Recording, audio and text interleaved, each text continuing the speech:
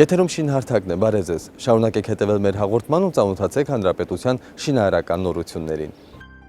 Բնակարանաշինությունը ԼՂ իշխանությունների համար ռազմավարություն է, չնայած ամեն տարի բնակարանաշինության առումով թվերով ենք խոսում, սակայն ոլորտը շարունակում է մնալ հանրապետության ամենաառանցքային ճյուղերից մեկը։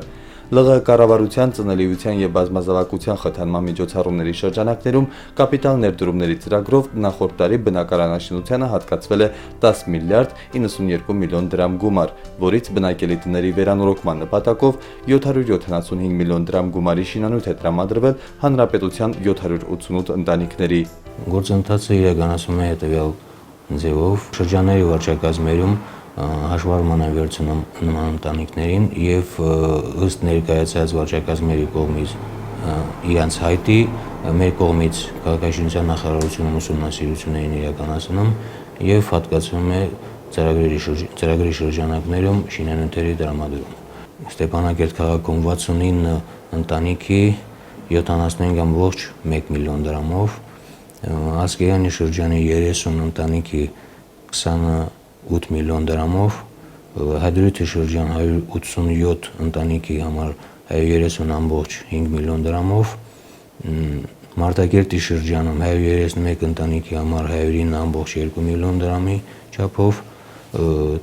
Մարտունի շրջանում 12 ընտանիքի համար 12.5 միլիոն դրամի չափով, Շահումյանի շրջանում 26 ընտանիքի համար 20.9 միլիոն դրամի չափով, Շուշի շրջանում 43 ընտանիքի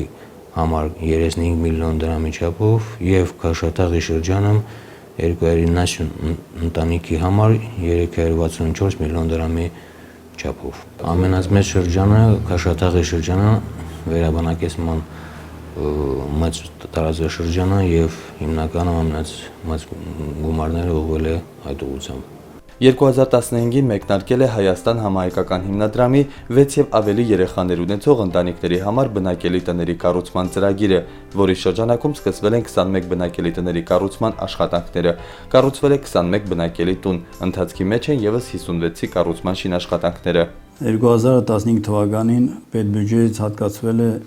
462 միլիոնից ավել գումար, որը հնարավորություն է տվել սկսել շինարարական աշխատանքները 51 բնակելի տների կառուցման համար։ 15 թվականին ավարտին է հասցվել 12 բնակելի տուն, 6 եւ ավելի երեխաներ ունեցող ընտանիքների համար։ 39 բնակելի տուն կշարունակվի շինարարական աշխատանքները 2016 թվականին։ Բացի այդ, Հայաստան համահայկական հիմնադրամի ծրագրով 2015 թվականի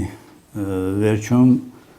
սկսվել են 21 բնակելի տան կառուցման, նույնպես 6 եւ ավելի երեխաներ ունեցող ընտանիքների համար։ 2016 թվականին շարունակվի այդ աշխատանքները եւ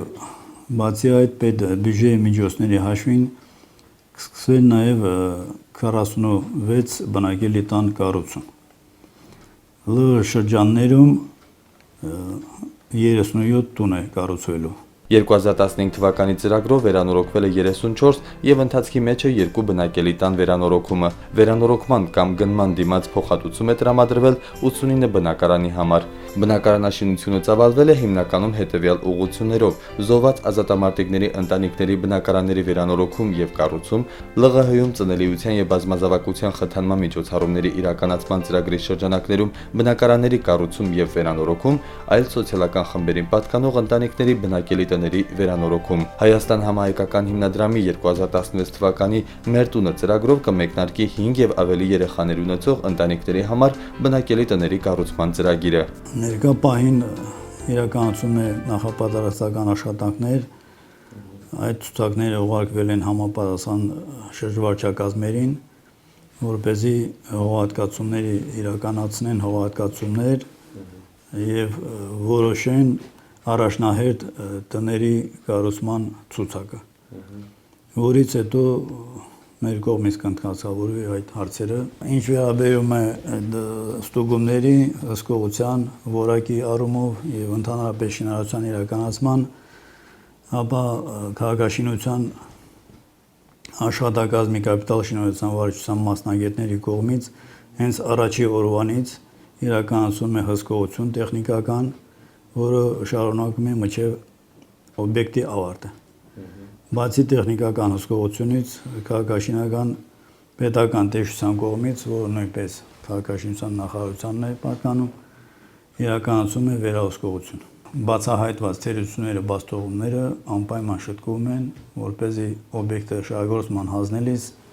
լրիվ լինի պատրաստ որակով եւ համապատասխան հաստատված նախագծի ու շինարարական նորմերի։ Անցած շաբաթվա ընթացքում շահագործման հանձնվեց Մատաղիսի պաշտպանության բանակի զինծառայողների համար կառուցված բազմաբնակարան շենքը։ 24 բնակարանոց շենքը կառուցվել է Մոսկվա բնակ բարերար գործարար Ռուբեն Գրիգորյանի ֆինանսական միջոցներով։ Մատաղիսում տոնական եռուզեռ էր, 24 սպաների ընտանիքներ բնակարանամուտ են տոնել, նոր բնակարանը համարելով նոր կյանքի սկիզբ։ Շնորհակալ ենք Աստծուց, որ ներկապահին խաղաղ իրավիճակը փառքասու ու լավ է, ամեն ինչ լավ է, շնորհակալ եմ բոլորից, բնակարանային պայմանները ասում են, որ շատ լավ, ամուսինս մինչև վերջ աշխատել է շենքի շինարարության վրա, բնակարանը նաև ինքնամասնակցել, տղես դիրքերից եկել է, որդիս դիրքերում ա եղել, այսօր առավոտը դիրքերից իջել է, կենցաղը իհարկե կփոխվի ամբողջությամբ, շնորհակալություն։ Մատաղիսում բնակարանամուտ են տոնել հիմնականում երիտասարդ ընտանիքներ։ Նրանցից շատերն ամուսնություն են պլանավորում, շատերը բնակարանի կահավորում եւ նոր գույքի ձեռքբերում, մի քանի ընտանիքներում սպասում են առաջնեկի լույս աշխարհ գալուն։ Դե նոր բնակարան ենք տեղափոխվելու, ընտանեկան պայմաններն են փոխվելու, ավելի հեշտ լինելու կենցաղային պայմանները։ Տոնը էլի կարելի ասել մեր ընտանիքի համար այսօր։ Արցախի հյուսիսային սահմանում Մատաղիսում հարակի Ձորամասի սպայակազմի համար կառուցված բազմաբնակարան շենքի բացման արարողությանը մասնակցել են ԼՂՀ նախագահ Բակո Սահակյանը, բարերար Ռուբեն Գրիգորյանը, պաշտպանության բանակի բարձրաստիճան սպաներ, ԼՂՀ օրեսդիր ու գործադիր մարմինների ներկայացուցիչներ։ Նման խոշոր ծրագիր Ռուբեն Գրիգորյանն առաջին անգամ է իրականացնում Արցախում, այն կշարունակվի նաև Մարտակերտ քաղաքում։ Այսպես թե այնպես, եթե զարմանալի է թվում, բայց ես ավելի շատ շնորհակալ եմ, քան թե կարծում եմ, որ ինձանից պետք է շնորհակալ լինեն, որովհետև այսպիսի մարդկանց համար, որոնք ունեն մարդկային ամենալավ որակները, խիզախություն եւ հայրենասիրություն,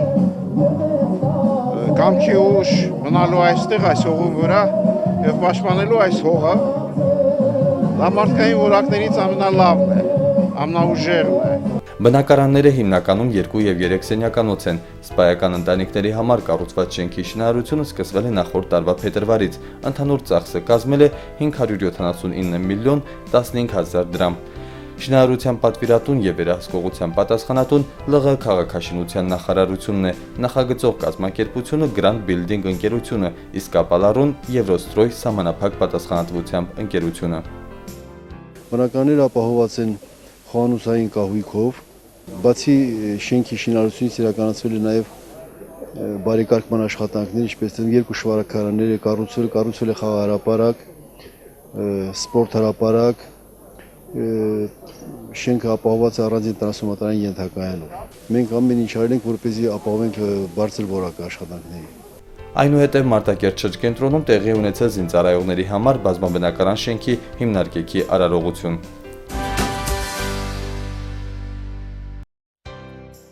Գաղտնիք չէ, որ մշակույթի ոլորտը երկրի այցեքարտն ու խորհրդանիշն է։ Այդ կապակցությամբ պետական ու մասնավոր միջոցներով հանրապետությունում շարունակում են մի շարք մշակութային նշանակության օբյեկտների շինարարությունները, ստեղծում են համապատասխան պայմաններ մշակութային օջախներում դասապրոցեսներն ու պարապմունքները հավուր պատշաճի կազմակերպելու համար։ Անցած աշխատանքային շաբաթվա ընթացքում Ստեփանակերտի Սայաթ Նովայի անվան երաժշտական ուսումնարանի երկրորդ մասնաշենքի եւ Կոմիտասի անվան երաժշտական դպրոցի շինարարական աշխատանքներին ծանոթացել է քաղաքաշինության նախարար Կարեն Շահրամանյանը։ Սայաթ Նովայի անվան երաժշտական ուսումնարանի երկրորդ մասնաշենքի վերակառուցման վերանորոգման աշխատանքներն ամբողջությամբ իրականացվում է 2015 թվականի ծրագրով պետական բյուջեի միջոցների հաշվին։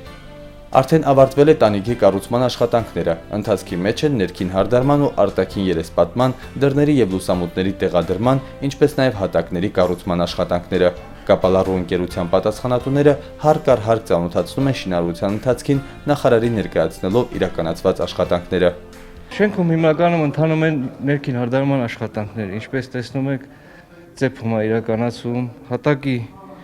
հիմքի աշխատանքներն է իրականացված, այսինքն ցեմենտավազի շերտը իրականացված է, նախատեսված է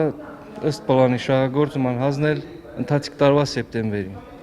Նոր կառուցվող մասնաշենքը 4 հարկանի է, նկուղային հարկով։ Նկուղային մասում կլինի զինպատրաստության կաբինետ, երաժշտական գործիքների վերանորոգման կաբինետներ, արհեստանոցներ, սանհանգույցներ։ Առաջին եւ երկրորդ հարկերում կլինեն ձայնագրության ստուդիա, դաշնամուրի եւ ջութակի դասարաններ։ Շենքի երկրորդ հարկում համերգային փորձերի համար նախատեսվում է փոքր դահլիճ 60 նստատեղով։ Նորմալ պայմաններում շենք են տվել առաջի շենքը եւ վերանորոգել են, մենք շատ ուրախ ենք եւ ուզում եմ ասեմ, որ սպասում ենք, որ երկրորդ շենքը լինի։ Շնորհակալություն եմ ուզում հայտնել մեր բոլոր շինարարներին եւ անձամբ պարոն Շախրամանյանին։ Դասարանների եւ փոքր դահլիճի հատակները նախատեսված են տեղական կաղնու փայտե մանրատախտակից, իսկ միջանցքներն ու աստիճանավանդակը մարմարե փայլվածքի քարերով։ Արտաքին ճակատները երեսպատված են ֆելզիտ քարից, իսկ ցոկոլային մասը դեկորատիվ մարմարե սալերով։ Երաժշտական ուսումնարանի նախագծի հեղինակը Ճարտ նախագիծ ընկերությունն է, Կապալառուն Բերդ սահմանափակ պատասխանատվությամբ ընկերությունը։ Կոմիտասի անվան երաժշտական դպրոցի վերակառուցման վերանորոգման աշխատանքները սկսվել են 2011 թվականից։ Արդեն ավարտվել են շենքի արտաքին հարդարման, լուսամուտների եւ դռների տեղադրման, ներքին ներկայարարական կոմունիկացիոն աշխատանքներ եւ տարվում են մանրահատակի տեղադրման աշխատանքներ։ Կոմիտասի անվան երաժշտական դպրոցն իր արտարապետությամբ նոր տեսք է հաղորդելու մայրաքաղաքին։ Երաժշտական դպրոցը գործում էր Պետաչոկի տարածքում գտնվող նախկին հարմարեցված շենքում, որը կարելի ասել ընդհանրապես չէր համապատասխանում դպրոցի պայմաններին, պահանջներին։ Այդ իսկ պատճառով 2011 թվականին որոշվեց, որ ունենանք Ստեփանագերտ քաղաքում նոր հարմարավետ պայմաններով բոլոր պահանջներին համապատասխան երաժշտական դպրոց։ Այսօր մենք գտնվում ենք այդ դպրոցում, որտեղ, ինչպես տեսնում եք, արդեն ավարտական փուլում է գտնվում շինարարական աշխատանքները։ Շենքը Կարո Ալվարյան փողոցի կողմից քառահարկ է, Վարդան Մամիկոնյան փողոցից եռահարկ։ Դպրոցն ունի նաև կիսանկուղային հարկ, որը որպես պահեստ կծառայի։ Նախագծող ընկերությունը Պորտալ սահմանափակ պատասխանատվությամբ ընկերությունն է, Կապալառուն Բլարգ ընկերությունը։ Երաժշտական դպրոցի շինարարությունն իրականացում է ԼՂՀ պետական բյուջեի միջոցների հաշվին։ Շինարարությունն ամբողջությամբ համապատասխանում է նախագծանախահաշվային փաստաթղթերի նորմերին։ Կոմիտասի անվան երաժշտական դպրոցի առաջին հարկում ըստ նախագծի կազմակերպված է նախամուտքային մաս, պահակակետ, հանդերձարան, փոքր դահլիճ 49 նստատեղով, խմբակային դասարաններով, սանհանգույցներով։ Երկրորդ եւ երրորդ հարկերում նախատեսված են վարչական սենյակներ, տնօրենի կաբինետ, ուսուցչանոց, հաշվապահություն, խմբակային եւ չախմբային պարապմունքների սենյակներ։ Պայմանները շատ վատ էին, որովհետև դպրոցը արդեն երրորդ մասի արբաժանված, սկզբից պարապում եք 7-րդ դպրոցում, հետո 7-րդ դպրոցում պայմանները արդեն իրանց հարպետքը դասարանեն, մեզ տեղափոխեցին 8-րդ դպրոցը։ Հիմա 8-րդ դպրոցում եք պարապում, պալետում եք պարապում, հետո տանն են պարապում, շատ դժվար պայմաններում, շատ։ Մեր կոլեկտիվի անունից ես կարող եմ ասեմ, որ երազում եք, որ այդ օրը գա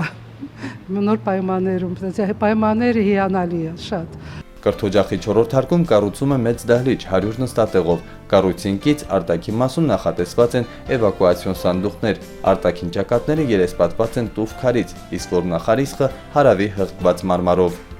Նախարարի հավաստմամբ շինարարության մեջ հիմնականում տեղական հումք է օգտագործվել։ Տեղական արտադրանքը խթանելու պատճառով մենք նախընտրում ենք օգտագործել մեր հանրապետությունում արտադրող շինարարական նյութերը։ Եվ ինչպես տեսնում եք, այստեղ բոլոր հատակի